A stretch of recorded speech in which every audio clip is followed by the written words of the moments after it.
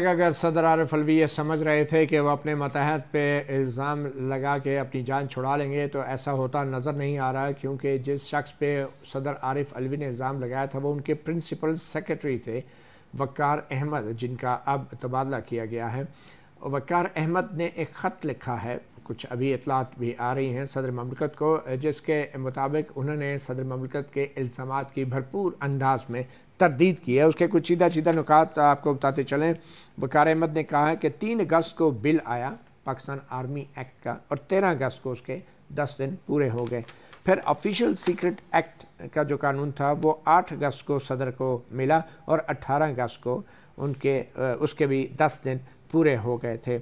और वक़ार अहमद ने कहा कि जो बिल हैं कवानीन के, जो तरामीमी बिल थे army act official secret act के, वो अभी भी ईवान सदर में सदारती चैम्बर में मौजूद हैं। और वक़ार अहमद ने यह भी कहा कि मैंने कोई ताख़ीर नहीं की, कोई बेज़ाब्ती नहीं की, कोई बेकायदगी नहीं की, ना ही सरफ़ नज़र किया।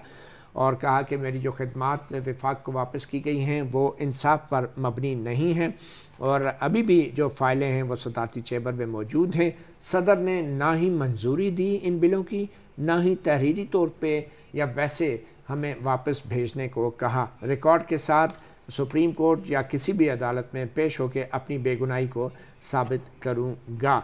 तो ये वक़ार अहमद का ये मज़ीद भी है मतीला जान साहब, इसके अंदर उन्होंने ये कहा है कि FIA के ज़रिए इसकी इंक्वायरी करवाई जाए, क्योंकि जो तमाम रिकॉर्ड उनके पास मौजूद है और अगर सुप्रीम कोर्ट या किसी भी अदालत में गया तो ये रिकॉर्ड के साथ लेके जाऊंगा और बताऊंगा कि कौन गलत है। ठीक, और इसमें जो है वो अपनी बेगुनाही जो है वो साबित करूंगा। ठीक है, तो ये तफसीलात आ रही हैं। अब तो बाकायदा तौर पे बात बहुत ज्यादा आगे चली गई है। उन्होंने तो इरफान कादर साहब रियासत के सरबराह के अल्लाह को गवाह बना के एक बात कर रहा है, दूसरी तरफ एक सरकारी अफसर हैं, सीनियर अफसर ग्रेड 22 का, वो कह रहे हैं कि सदर साहब गलत बयानी कर रहे हैं। वो ये तो नहीं कह रहे झूठ बोल रहे हैं, लेकिन उन्होंने कहा कि जो कुछ मोहतरम सदर साहब कह रहे हैं वो शायद दुरुस्त नहीं है।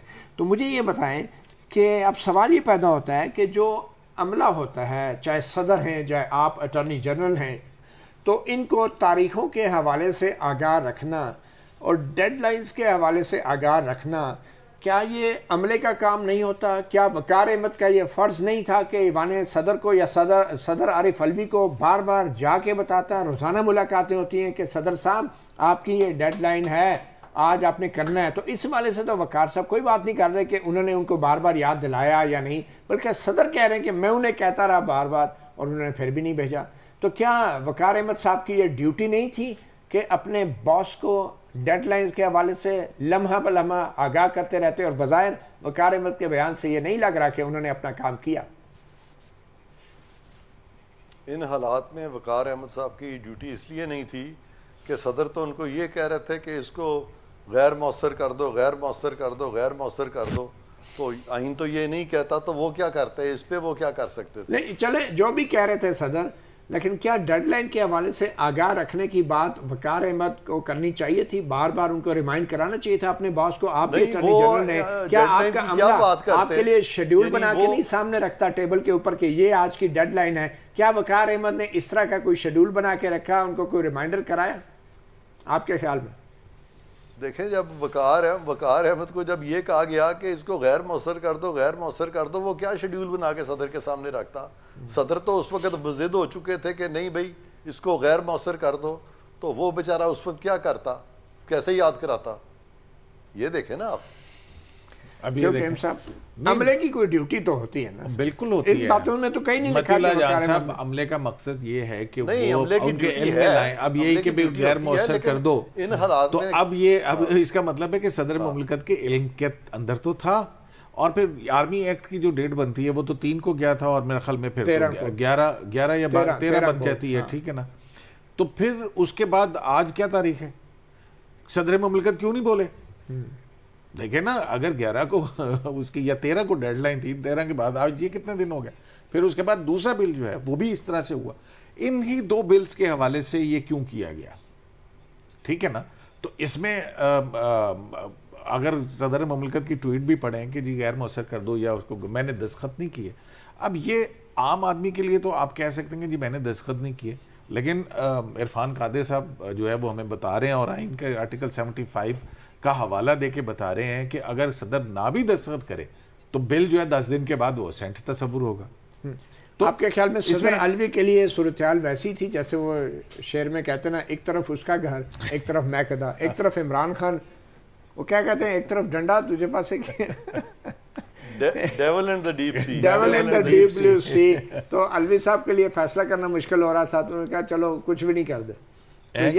کیا وہ کھینچے ہے مجھے ایمان، کہ کھینچے مجھے کفر تو روکے ہے مجھے ایمان، کعبہ میرے آگے تو کلیسا میرے پیچھے. وہ اس قسم کی بیچاروں کی کیفیت ہے کہ مطلب اب وہ کیا کریں، 2 کشتیوں کے پتوار ہیں، میں اب لائف جیکٹ پہننے بغیر جو ہے وہ سوار ہو گئے، لائف جیکٹ پہننا بھول گئے. تو یہ جو ہے، چلیں اب وقار احمد صاحب کا جو بیان ہے یہ تو بڑا ہی دلچسپ بیان ہے. آبویسلی وقار احمد صاحب جو ہیں اس معاملے کے اوپر اب اس بیان کے بعد تو حکومت کو میرے خیال میں انکوائری ضرور کرنی چاہیے، کم از کم جو ایوان صدر کا عملہ ہے، بلکہ انہیں ایوان صدر کو خط لکھ دینا چاہیے حکومت کو. عرفان صاحب کیا حکومت کو خط نہیں لکھنا چاہیے ایوان صدر کو، پریزیڈنٹ کو، کہ پریزیڈنٹ صاحب آپ انکوائری کریں اور ہمیں جو ہے اپنے عملے کے بیانات جو ہیں وہ ریکارڈ کروا کے بھیج دیں، اپنا بیان بے شک نہ دیں. ہاں ٹھیک ہے، کوئی حرج بھی نہیں ہے لکھنے میں، جی ہاں، تاکہ حقائق سامنے آنے چاہیے. یہ تو ریاست کے سربراہ کے عہدے کے عزت اور وقار کا معاملہ ہے. جی ہاں جی ہاں جی ہاں. تو آپ سمجھتے ہیں یہ انکوائری ہونی چاہیے ایوان صدر میں، حکومت کو اس معاملے میں لکھنا چاہیے ایوان صدر کو؟ بالکل، اور صدر صاحب کی گواہی ہونی چاہیے ساری چیز پہ. آپ کو یاد ہے افتخار چودھری صاحب کو میں نے گواہ سائٹ کیا تھا ایک کیس میں، ان کا نام سب سے اوپر دیا تھا گواہوں کی فہرست میں، اگر آپ کو یاد ہے تو. یہ کون سے کیس کی بات کر رہے ہیں؟ یہ ملک ریاض والا کنٹیمپٹ والا میٹر. جی جی جی. جب وہ اعجاز افضل جج تھے تو وہ بڑے، جی ہاں، صدر عارف علوی نے دہشت گردی کے ایک مقدمے میں خود پیش بھی ہو گئے تھے، اپنا استثناء سے دستبردار بھی ہو گئے تھے. تو کیا صدر عارف علوی کو اپنا استثناء جو ہے ختم کر کے انکوائری میں پیش نہیں ہو جانا چاہیے کسی بھی قسم کی انکوائری میں؟ بالکل ٹھیک ہے، وہ اگر وہ وہاں پہ انہوں نے ختم کیا ہے تو یہاں پہ بھی پھر وہ ختم کر دیں. لیکن میں تو سمجھتا ہوں کہ یہ ختم نہیں ہو سکتا، کیونکہ یہ صدر کا استثناء جو ہے آئین نے دیا ہے، اس کو کوئی بھی فرد خود نہیں ختم کر سکتا. مطلب عارف علوی جو ہے اپنے عہدے کا استثناء ختم نہیں کر سکتا، بذات خود نہیں کر سکتے، بذات خود نہیں کر سکتے.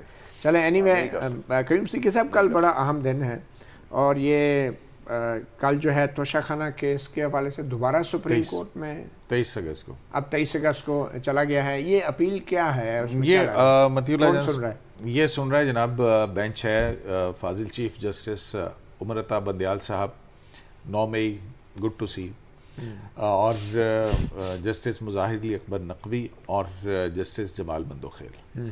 تو یہ 3 رکنی بینچ جو ہے یہ کانسٹیٹیوٹ کیا گیا ہے. لیکن یہ معاملہ کیا ہے؟ یہ کیا معاملہ آپ کو یاد ہوگا کہ 3 اگست کو، میرا خیال 3 یا 4 اگست، 3 اگست کو اسلام آباد ہائی کورٹ کے اندر عمران خان صاحب کی وہ درخواستیں جو وہ سپریم کورٹ تک لے کے گئے تھے، اور سپریم کورٹ نے ہائی کورٹ کو کہا تھا کہ یہ تمام یکجا کر کے ان کی سماعت کی جائے، جس میں ٹرانسفر آف کیس کے حوالے سے تھا، اور اختیار سماعت نہ ہونے کے حوالے سے تھا، اور 1-2 ریویژن جو ہیں وہ ان کی تھی.